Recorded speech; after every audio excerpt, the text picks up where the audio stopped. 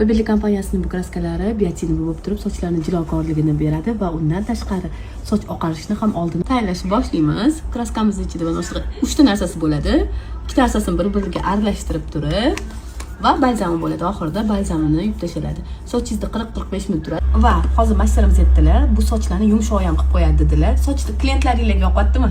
Juda ham yoqadi, sochni yaltiratib beradi, ob'yom beradi, zo'r bo'ladi, boshi yumshoq bo'ladi. Rahmat.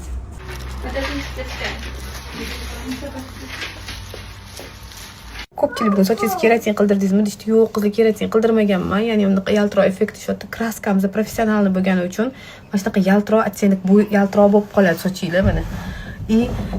Qanaqa rangi bo'yasanglar ham zo'r chiqarib beradi. Mana misol uchun salonchilar mendan bitta kraska olib ishlatib ko'rishganda 50 ta 40 talab olishadi. Chunki mana shu effekti zo'r. Bo'yaganda ham rangi chiqib ketmaydi. Plus qizlar eng zo'r tarafi sochinglarni qattiq qilib qo'ymaydi. Sochni vitamin bilan boyitib beradi.